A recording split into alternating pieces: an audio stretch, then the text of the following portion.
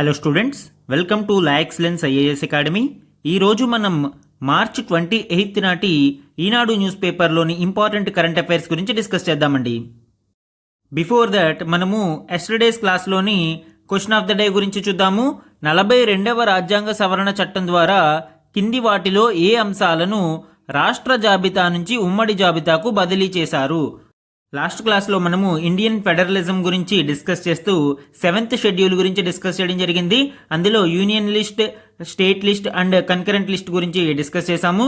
దానిలో భాగంగా 42వ రాజ్యాంగ సవరణలో రాష్ట్ర జాబితా నుంచి కొన్ని అంశాలని ఉమ్మడి జాబితాలోకి మార్చారు.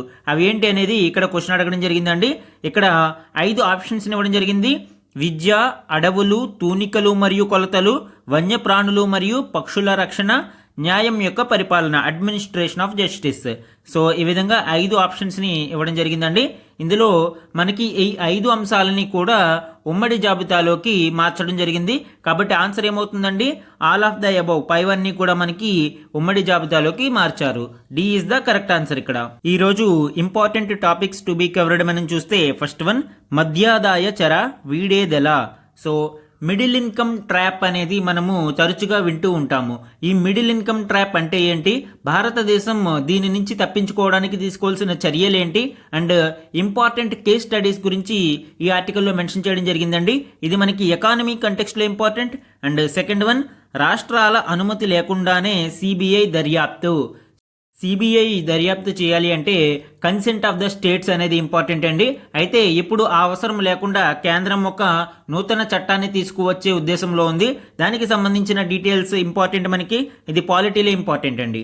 అండ్ థర్డ్ వన్, శిశు మరణాల నివారణలో భారత్ ప్రగతి శ్లాఘనీయం. భారతదేశం ఇన్ఫాంట్ మార్టాలిటీ రేట్, శిశు మరణాలని తగ్గించడంలో చాలా ప్రగతి సాధించింది. దానిని ప్రశంసిస్తూ ఐక్యరాజ్య సమితి ప్రకటించడం మనం చూడవచ్చు. ఇది మనకి గవర్నెన్స్తో పాటు ఇండియన్ సొసైటీ టాపిక్స్లో ఇంపార్టెంట్ అండి. అండ్ ఫోర్త్ వన్, వ్యక్తిగత విదేశీ పెట్టుబడిదారులకు డబుల్ ఉత్సాహం. ఫారిన్ పోర్ట్ఫోలియో ఇన్వెస్ట్మెంట్స్లో మార్పులకి సంబంధించి ఇక్కడ డీటెయిల్స్ ఇవ్వడం జరిగింది.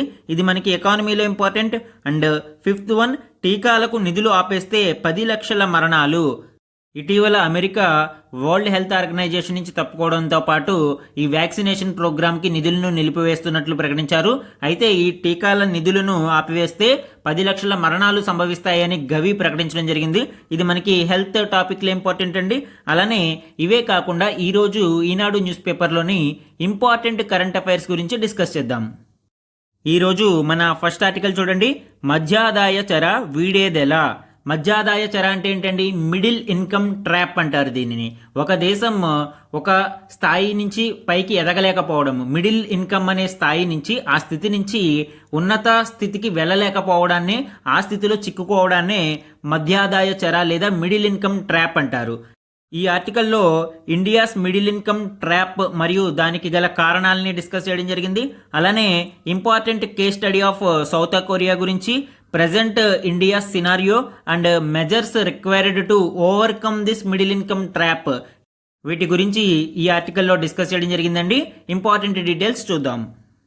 అసలు మిడిల్ ఇన్కమ్ ట్రాప్ అంటే ఏంటి, ఒక దేశాన్ని middle income country or higher income country, lower income country అని ఏ విధంగా డివైడ్ చేస్తారో అనేది చూస్తే, ప్రపంచ బ్యాంకు యొక్క వర్గీకరణ ప్రకారం ఒక దేశం యొక్క తలసరి స్థూల ఆదాయాన్ని బట్టి ఆ దేశాలని లో income, lower middle income, upper middle income and high income అని 4 కేటగిరీలుగా విభజిస్తారు. లేటెస్ట్ గణాంకాలని బట్టి ఒక దేశం యొక్క తలసరి స్థూల ఆదాయం $1,145 కంటే తక్కువ ఉంటే దానిని లో ఇన్కమ్ అని, $1,146 నుంచి $4,515 ఉంటే లోయర్ మిడిల్ ఇన్కమ్, $4,516 నుంచి $14,005 ఉంటే దానిని అప్పర్ మిడిల్ ఇన్కమ్, అలానే $14,005 కంటే ఎక్కువ తలసరి స్థూల ఆదాయం పెర్ క్యాపిటా ఇన్కమ్ ఉంటే దానిని హై ఇన్కమ్ కంట్రీస్గా విభజించవచ్చు. అయితే భారతదేశం ఏ కేటగిరీలో ఉందండి? ఇప్పుడు మనము లోయర్ మిడిల్ ఇన్కమ్ కేటగిరీలో ఉన్నాము. భారతదేశం చాలా రోజులుగా ఈ లోయర్ మిడిల్ ఇన్కమ్ గ్రూప్లోనే ఉండిపోయింది. అయితే దీని నుంచి బయటపడాలి అంటే మనం తీసుకోవాల్సిన చర్యలు ఏంటి అనేది చూస్తే ఒక ఇంపార్టెంట్ కేస్ స్టడీని ఇక్కడ చూడవచ్చు అండి. దక్షిణ కొరియా 1960లో కేవలం $79 తలసరి ఆదాయం ఉంటే ప్రస్తుతం 2024కి అది $36,132కు దూసుకుపోయింది. తలసరి ఆదాయంలో దక్షిణ కొరియా యొక్క తలసరి ఆదాయం చూస్తే అది హై ఇన్కమ్ గ్రూప్లో ఉంది. అయితే దీనికి గల కారణాలని చూస్తే పెట్టుబడులు, అధునాతన సాంకేతికత పరిజ్ఞానం, నవకల్పనలు కలగలిపి సౌత్ కొరియాని అగ్రగామి దేశంగా నిలిపాయి. మరి ఇండియన్ కంటెక్స్లో మనం చూసినప్పుడు కొన్ని దేశాలు లైక్ ఇండియా అల్పాదాయ స్థాయి నుంచి మధ్యాదాయ శ్రేణికి ఎదిగినా కూడా అక్కడి నుంచి సంపన్న శ్రేణికి వెళ్ళలేక ఉన్న చోటనే చతికిలబడతాయి. దీనినే మధ్యాదాయ చెర అంటారు, మిడిల్ ఇన్కమ్ ట్రాప్ అంటారు. ఒక దేశం మధ్యాదాయ శ్రేణిలోకి చేరిన తర్వాత వృద్ధి రేటు మరింత పుంజుకోకుండా ఎదుగు బొదుగు లేకుండా ఉండిపోతే ఆ దేశం మధ్యాదాయ చెరలో ఇరుక్కుపోతుంది.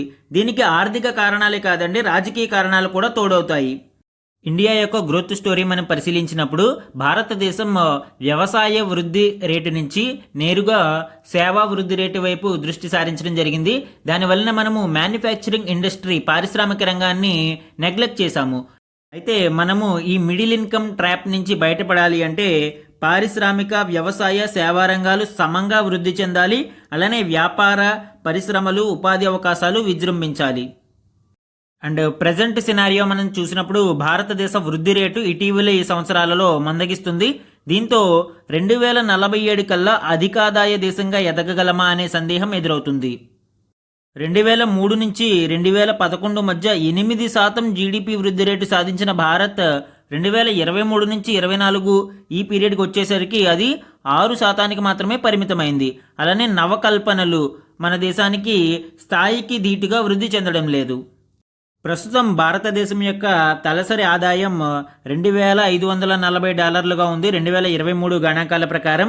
ఇది 2047 నాటికి $20,000 చేరినప్పుడు మాత్రమే భారతదేశం సంపన్న దేశంగా నిలుస్తుంది. దీని కొరకు ప్రతి ఏటా 7.8% గ్రోత్ రేటుతో భారతదేశ జీడిపి వృద్ధి చెందాలి అండి. ప్రపంచ బ్యాంకు నివేదిక ప్రకారం 7.8% గ్రోత్ రేట్ ఉన్నప్పుడు మాత్రమే భారతదేశం ఈ ఉన్నత స్థితిని సాధించడానికి అవకాశం ఉంటుంది. దీని కొరకు భారతదేశం ఏమేమి చర్యలు తీసుకోవాలనేది చూస్తే భారత్ ఆర్థిక వైవిధ్యాన్ని సాధించాలి. ఎందుకంటే కొన్ని రంగాలు విపరీతంగా దూసుకుపోతుంటే కొన్నిటిలో మనము చాలా వెనుకబడి ఉన్నాము. అలానే భారతదేశంలో ఆర్థిక అసమానతలు చాలా ఎక్కువగా ఉన్నాయి. ఒకవైపు భారతదేశంలో బిలియనియర్లు రోజురోజుకి పెరుగుతూ ఉన్నారు. అయితే ఆర్థిక అసమానతలు, ముఖ్యంగా పర్ క్యాపిటా ఇన్కంలో మనము చాలా వెనుకబడి ఉన్నాము. దీనిని ఓవర్కమ్ చేయడం కోసం భారతదేశం స్టార్టప్లను, పరిశోధన, అభివృద్ధి కార్యకలాపాలను పెద్ద ఎత్తున ప్రోత్సహించాలి. కార్మిక సంస్కరణలు, పన్ను సంస్కరణలు చేపట్టి వ్యాపారానికి అనుకూల వాతావరణం ఏర్పడేలా చూడాలి. ఈజ్ ఆఫ్ డూయింగ్ బిజినెస్ని ప్రోత్సహించాలి. ఇలాంటి చర్యల ద్వారా పెట్టుబడులను ఆకర్షించి వృద్ధికి ఊతమిస్తూ మధ్యాదాయ చెర నుంచి బయటపడాలి. మన నెక్స్ట్ ఆర్టికల్ చూడండి. రాష్ట్రాల అనుమతి అవసరం లేకుండానే సిబిఐ దర్యాప్తు, ప్రత్యేక చట్టానికి స్థాయి సంఘం సిఫారసు. యాక్చువల్గా సెంట్రల్ బ్యూరో ఆఫ్ ఇన్వెస్టిగేషన్ గురించి ముందు మనం డిస్కస్ చేద్దాం. సంతానం కమిటీ రికమెండేషన్స్ ఆధారంగా కరప్షన్ని నిరోధించడానికి ఈ సెంట్రల్ బ్యూరో ఆఫ్ ఇన్వెస్టిగేషన్ సిబిఐని ఎస్టాబ్లిష్ చేయడం జరిగిందండి. It is neither a statutory body nor a constitutional body. ఇది మనకి చట్టబద్ధ సంస్థ కాదు, రాజ్యాంగబద్ధ సంస్థ కాదు. కాకపోతే దీని యొక్క పవర్స్ని ఇది Delhi special police establishment act 1946 ఆధారంగా డెరైవ్ చేసుకుంటూ ఉంటుంది. The central government can authorize CBI to investigate a crime in a state, but only with the consent of the concerned state government. రాష్ట్రంలో ఏదైనా ఒక నేరానికి సంబంధించి సిబిఐ విచారణకు కేంద్రం ఆదేశించవచ్చు. అయితే స్టేట్ యొక్క కన్సెంట్ దానికి కంపల్సరీ కావాలి. సుమోటోగా యూనియన్ టెరిటరీస్లో సిబిఐ ఇన్వెస్టిగేషన్ చేయవచ్చు. ఇప్పుడు ఈ కంటెక్స్ట్లో రాష్ట్రాల అనుమతి అవసరం లేకుండానే సిబిఐ దర్యాప్తుకు ఒక ప్రత్యేక చట్టాన్ని చేయాలి అని స్థాయి సంఘం సిఫారసు చేస్తుంది. దీనికి సంబంధించి డీటెయిల్స్ చూద్దాం. రాష్ట్ర ప్రభుత్వాల అనుమతి లేకుండానే జాతీయ భద్రత, సమగ్రతలకు సంబంధించిన కేసులపై దర్యాప్తు జరిపేందుకు వీలుగా ప్రత్యేక చట్టాన్ని రూపొందించాలి అని పార్లమెంటు స్థాయి సంఘం సూచించింది. అంటే ఈ ప్రత్యేక చట్టం అమలులోకి వస్తే నేషనల్ సెక్యూరిటీ మరియు ఇంటిగ్రిటీకి సంబంధించిన కేసులలో రాష్ట్రాల అనుమతి అవసరం లేకుండానే సిబిఐ దర్యాప్తు చేపట్టవచ్చు. ఇటీవల 8 రాష్ట్రాలు సిబిఐ దర్యాప్తునకు అవసరమైన సాధారణ అనుమతిని ఉపసంహరించుకున్నాయని, ఇది అవినీతి, వ్యవస్థీకృత నేరాల దర్యాప్తులో అవరోధం సృష్టిస్తుంది అని ఈ స్థాయి సంఘం అభిప్రాయపడింది. అలానే హ్యూమన్ రిసోర్సెస్ గురించి కూడా ఈ స్థాయి సంఘం డిస్కస్ చేయడం చూడవచ్చు. ముఖ్యంగా దర్యాప్తు సంస్థ కోసం డిఎస్పీలు, ఇన్స్పెక్టర్లు, సబ్ ఇన్స్పెక్టర్లను నేరుగా staff selection commission, union public service commission లేదా సిబిఐ సొంతంగా నిర్వహించే పరీక్ష ద్వారా నియమించుకునే ప్రత్యేక వ్యవస్థను ఏర్పాటు చేయాల్సిన అవసరం ఉంది అని ఈ స్థాయి సంఘం నొక్కి చెప్పింది. అలానే ట్రాన్స్పరెన్సీని పెంచడం కోసం సిబిఐ పనితీరులో పారదర్శకత కోసం సంస్థ దర్యాప్తు జరుపుతున్న కేసుల గణాంకాలను, వార్షిక నివేదికను అధికారిక వెబ్సైట్లో ప్రదర్శించాలని సూచించింది. సో ఈ విధంగా స్థాయి సంఘం యొక్క సిఫారసులు మనం ఇక్కడ చూడవచ్చండి. మన నెక్స్ట్ ఆర్టికల్ చూడండి. శిశు మరణాల నివారణలో భారత్ సాధించిన ప్రగతి గురించి ఐక్యరాజ్య సమితి ఇక్కడ ప్రశంసిస్తుంది. దీనికి సంబంధించిన డీటెయిల్స్ చూద్దాం. శిశు మరణాలను తగ్గించడంలో భారత్ చేసిన ప్రయత్నాలను, సాధించిన ప్రగతిని ఐక్యరాజ్య సమితి శ్లాఘించింది. ఆయుష్మాన్ భారత్ వంటి ఆరోగ్య కార్యక్రమాలకు వ్యూహాత్మకంగా నిధులను కేటాయించడం ద్వారా దేశం లక్షల పసి ప్రాణాలను కాపాడగలిగింది అని ఐక్యరాజ్య సమితి యొక్క inter agency group for child mortality నివేదికలో పేర్కొంది. శిశు మరణాలను తగ్గించడంలో భారత్తో పాటు నేపాల్, సెనెగల్, ఘనా, బురుండి దేశాలు ఆదర్శంగా నిలిచాయి అని ఈ నివేదిక పేర్కొంది. అయితే భారతదేశం దీనిని ఏ విధంగా సాధించింది అనేది ఇక్కడ చూస్తే రాజకీయ సంకల్పం, సరైన వ్యూహం, నిరవధిక నిధుల కేటాయింపుల ద్వారా శిశు మరణాలను గణనీయంగా తగ్గించవచ్చని ఈ 5 దేశాలు నిరూపించాయి అని ఈ నివేదిక తెలుపుతుంది. 2000 సంవత్సరం నుంచి భారత్లో 5 ఏళ్లలోపు పిల్లల మరణాలు 70%, అలానే నవజాత శిశు మరణాలు 61% తగ్గాయి అని ఈ నివేదిక తెలుపుతుంది. ఆయుష్మాన్ భారత్ పథకాన్ని ఐక్యరాజ్య సమితి ప్రశంసించింది. మనము భారతదేశం యొక్క గణాంకాలని పరిశీలించినప్పుడు 2022 నాటికి భారతదేశం యొక్క infant mortality rate 25.5 per 1000 live బర్త్స్గా ఉంది. అలానే అండర్ 5 చైల్డ్ మార్టాలిటీలో భారతదేశం 29/1000 లైవ్ బర్త్స్గా ఉంది అండి. సో శిశు మరణాల నివారణలో భారతదేశం గణనీయంగా ప్రగతి సాధించింది అని ఐక్యరాజ్య సమితి ప్రశంసిస్తుంది. మన నెక్స్ట్ ఆర్టికల్ చూడండి. వ్యక్తిగత విదేశీ పెట్టుబడిదారులకు డబుల్ ఉత్సాహం, పెట్టుబడుల పరిమితిని రెట్టింపు చేయనున్న ఆర్బీఐ. ఈ ఆర్టికల్లో ఫారిన్ పోర్ట్ఫోలియో ఇన్వెస్ట్మెంట్ గురించి, దానికి సంబంధించిన లిమిట్స్ గురించి డిస్కస్ చేయడం జరుగుతుంది అండి. ప్రస్తుతం ఈ ఫారిన్ పోర్ట్ఫోలియో ఇన్వెస్ట్మెంట్స్లో ఒక కంపెనీలో 10% వరకు మనము పెట్టుబడులు పెట్టడానికి, విదేశీ పెట్టుబడులు పెట్టడానికి అవకాశం ఉంది. అలానే ఇండివిజువల్ ఇన్వెస్టర్ అంటే ఒక పెట్టుబడిదారుడు సుమారు 5% వరకు, అంటే అప్ టు 5% వరకు పెట్టుబడి పెట్టడానికి ఇక్కడ లిమిట్ అనేది ఇవ్వడం జరిగింది. ఇప్పుడు ఈ లిమిట్స్ని పెంచడానికి ఆర్బీఐ ప్రయత్నిస్తుంది. దీనికి సంబంధించిన డీటెయిల్స్ చూద్దాము. భారత స్టాక్ మార్కెట్లలోని లిస్టెడ్ కంపెనీలలో విదేశీ వ్యక్తిగత పెట్టుబడిదారులు మరిన్ని పెట్టుబడులు పెట్టేందుకు ఆర్బీఐ వీలు కల్పించనుంది. భారత్లోకి మరిన్ని విదేశీ పెట్టుబడులు ఆకర్షించేందుకు లిస్టెడ్ కంపెనీలోని వీరి పెట్టుబడుల పరిమితిని రెట్టింపు చేసి 10% చేర్చాలి అని ఆర్బీఐ ప్రణాళికలు రచిస్తుంది. ప్రస్తుతం ఇది 5%గా ఉంది. ఫారిన్ ఇండివిజువల్ ఇన్వెస్ట్మెంట్లో మనము 5% వరకు లిమిట్ ఉందండి. దీనిని ఇప్పుడు 10%కి ఇంక్రీజ్ చేస్తూ ఉన్నారు. అలానే విదేశీ వ్యక్తిగత పెట్టుబడిదారులందరివి కలిపి ఒక దేశీయ నమోదిత కంపెనీలలో ప్రస్తుతం 10% వాటా ఉండవచ్చు. దీనిని 24%కి పెంచాలని యోచిస్తున్నారు. ఏదైతే ఓవరాల్ 10% ఎఫ్పిఐ ఉందో దీనిని 24% వరకు ఇంక్రీజ్ చేయడానికి ఆర్బీఐ ప్రణాళికలు రచిస్తుంది. దీనికి గల కారణాలను మనం పరిశీలిస్తే దేశీయంగా కార్పొరేట్ కంపెనీల ఆర్థిక ఫలితాలు బలహీనంగా ఉండడము, ఇక్కడ షేర్ల విలువలు అధికంగా ఉన్నాయనే అంచనాలు, అలానే అమెరికా టారిఫ్ల నేపథ్యంలో సెప్టెంబరు నుంచి భారత స్టాక్ మార్కెట్ల నుంచి విదేశీ మదుపర్లు సుమారు $28 బిలియన్ అంటే 2.43 లక్షల కోట్లకు పైగా పెట్టుబడులను వెనక్కి ఉపసంహరించుకున్నారు. ఈ నేపథ్యంలో సాధ్యమైనంత త్వరగా వ్యక్తిగత పెట్టుబడిదారుల పెట్టుబడిని పరిమితిని, ఏదైతే ఈ లిమిట్ ఉందో 5% 10% పెంచాలి అన్నది ప్రభుత్వానికి ఆర్బీఐ ఒక లేఖ రాయనున్నట్లు సమాచారం. దీని ద్వారా ఎక్కువ పెట్టుబడులను ఆకర్షించడానికి అవకాశం ఉంటుంది. మన నెక్స్ట్ ఆర్టికల్ చూడండి. టీకాలకు నిధులు ఆపేస్తే 10 లక్షల మరణాలు, అంతర్జాతీయ వ్యాక్సిన్ కూటమి గవి ఆందోళన. అంతర్జాతీయ సహాయ కార్యక్రమాలకు $1 బిలియన్ సాయాన్ని నిలిపివేస్తామంటూ అమెరికా నుంచి ఎటువంటి ధృవీకరణ తమకు అందలేదని అంతర్జాతీయ వ్యాక్సిన్ కూటమి గవి వెల్లడించింది. రీసెంట్గా మనం చూసాం, అమెరికా వరల్డ్ హెల్త్ ఆర్గనైజేషన్ నుంచి బయటకు వచ్చేస్తాము, అలానే ఈ సాయాన్ని ప్రపంచ దేశాలకు హెల్త్ కేర్ విషయంలో అందిస్తున్న సాయాన్ని కూడా నిలిపివేస్తాము అని డొనాల్డ్ ట్రంప్ అధ్యక్షుడిగా ఎన్నికైన తర్వాత ప్రకటించడం మనం చూసాము. అయితే దీనికి సంబంధించి ఏ విధమైన అధికారిక ధృవీకరణ మాకు అందలేదని గవి ప్రకటించింది. ఈ గవి ఏంటండి, ఇది ఒక global vaccine alliance, global alliance for vaccine and immunization, దీని యొక్క పూర్తి అబ్రివేషన్ గవి అంటారు దీనిని. దీంట్లో private, public and international organizations భాగస్వాములుగా ఉంటాయి. ముఖ్యంగా UNICEF, World Health Organization, World Bank, Bill and Melinda Gates Foundation ఇవన్నీ భాగస్వాములుగా ఉన్నాయి. దానితో పాటు donor country governments, research organizations, private sector partners, vaccine manufacturers, civil society organizations, implementing country governments ఇవన్నీ కూడా గవిలో భాగస్వాములుగా ఉంటాయి. ఈ గవి యొక్క ప్రధాన లక్ష్యం ఏంటండి, అన్ని దేశాలకు కూడా వ్యాక్సిన్లను సమానంగా పంచిపెట్టాలి అని, పేద దేశాలలో కూడా ఈ ముఖ్యమైన టీకాలు, ఇమ్యునైజేషన్ ప్రోగ్రామ్స్ సమర్థవంతంగా నిర్వహించాలి అనేది దీని యొక్క ప్రధాన లక్ష్యం అండి. అమెరికా యొక్క సాయం నిలిచిపోతే దాదాపు 10 లక్షల మంది చిన్నారులు ప్రాణాలు కోల్పోయే ప్రమాదం ఉంది అని ఆందోళన వ్యక్తమవుతుంది. 2030 వరకు గవికి $1.5 బిలియన్ మించి సహాయం అందిస్తామని అమెరికా గతంలో హామీ ఇచ్చింది. అలానే బిల్ మెలిండా గేట్స్ ఫౌండేషన్, ప్రపంచ ఆరోగ్య సంస్థ, యూనిసెఫ్, ప్రపంచ బ్యాంక్ 2000 సంవత్సరంలో ఈ గవిని ఏర్పాటు చేశాయి. జెనీవా కేంద్రంగా ఈ సంస్థ ఇప్పటి వరకు 78 అతిపేద దేశాల్లోని 100 కోట్ల మందికి పైగా చిన్నారులకు పలు రోగాలకు సంబంధించిన టీకాలను అందించింది.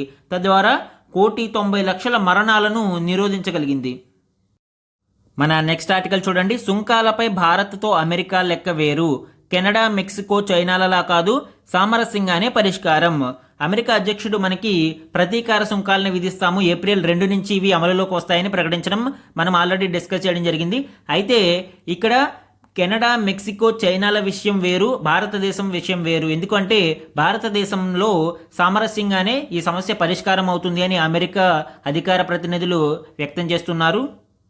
భారత్ కూడా ఏప్రిల్ 2 నుంచి అమలయ్యే ప్రతీకార సుంకాలను తప్పించుకునేందుకు అమెరికా దిగుమతులపై సుంకాల కోతలకు మొగ్గు చూపిస్తుంది అని తెలుస్తుంది.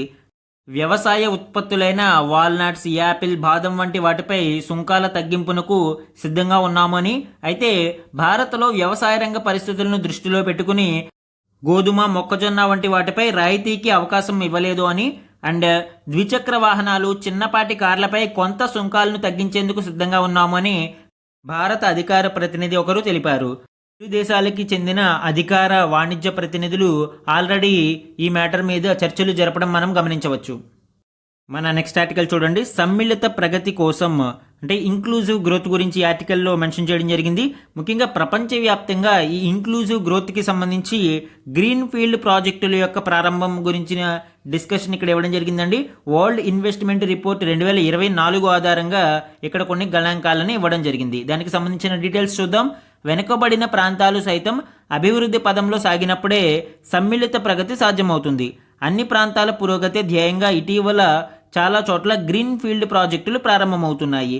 గ్రీన్ ఫీల్డ్ ప్రాజెక్టులు అంటే ఏంటండి, కొత్తగా నూతనంగా నిర్మించబడే ప్రాజెక్టులని మనము గ్రీన్ ఫీల్డ్ ప్రాజెక్టులు అంటాము. ఈ న్యూ డెవలప్మెంట్ ప్రాజెక్ట్స్ కారణంగా వెనుకబడిన ప్రాంతాలు సైతం అభివృద్ధిలోకి వస్తాయండి. అత్యాధునిక పద్ధతుల్లో నిర్మించే కర్మాగారాలు, పవర్ ప్లాంట్లు, ఎయిర్పోర్ట్లు, సాఫ్ట్వేర్ సంస్థలు ఈ ప్రాజెక్టులో భాగం. 2021 నుంచి 2023 మధ్య పశ్చిమాసియా గ్రీన్ ఫీల్డ్ ప్రాజెక్టుల్లో 222% వృద్ధి నెలకొంది. 2023 యొక్క గణాంకాల్ని పరిశీలిస్తే యూరోపియన్ యూనియన్లో 5,419 ప్రాజెక్టులు, ఇతర యూరోపియన్ కంట్రీస్లో 1,622, ఉత్తర అమెరికాలో 2,499, ఆఫ్రికాలో 830, ఏషియా మొత్తంలో 5,798, పశ్చిమాసియాలో 158, తూర్పు ఆసియాలో 703, ఆగ్నేయాసియాలో 1,568, సౌత్ ఏషియా దక్షిణాసియాలో 1,167, పశ్చిమాసియాలో 2,202, లాటిన్ అమెరికా కరీబియన్ కంట్రీస్లో 1,366, ఓషియానియాలో 13 ఈ గ్రీన్ ఫీల్డ్ ప్రాజెక్టులు నిర్మితమైనట్టు ఈ వరల్డ్ ఇన్వెస్ట్మెంట్ రిపోర్ట్ ఆధారంగా తెలుస్తుంది. ఈరోజు సమ్ ఇంపార్టెంట్ వన్ లైనర్స్ గురించి చూద్దాము. భారత అంతరిక్ష పరిశోధనా సంస్థ ఇస్రో 100వ ప్రయోగంలో భాగంగా 2025 జనవరి 29న ఏ రాకెట్ను విజయవంతంగా ప్రయోగించింది? ఆన్సర్ జిఎస్ఎల్వి F-15 అండి. దీనికి సంబంధించి ఆల్రెడీ మనం డిస్కస్ చేశాము. ఈ రాకెట్ NVS-02 నావిగేషన్ ఉపగ్రహాన్ని నింగిలోకి మోసుకెళ్లింది. 100 మిషన్లలో ఇస్రో ప్రయోగించిన మొత్తం ఉపగ్రహాలు 548 కాగా వీటిలో భారత ఉపగ్రహాలు 433, విదేశీ ఉపగ్రహాలు 115 ఉన్నాయి. అండ్ నెక్స్ట్ వన్ చూడండి, ప్రపంచ కుష్టు వ్యాధి దినము వరల్డ్ లెప్రసీ డేని ఏటా ఎప్పుడు నిర్వహిస్తారు? జనవరి చివరి ఆదివారం ప్రతి ఏటా ఈ వరల్డ్ లెప్రసీ డేని నిర్వహిస్తారు అండి. యునైట్, యాక్ట్, ఎలిమినేట్ అనే థీమ్తో ఈ ఏడాది వరల్డ్ లెప్రసీ డేను నిర్వహించారు.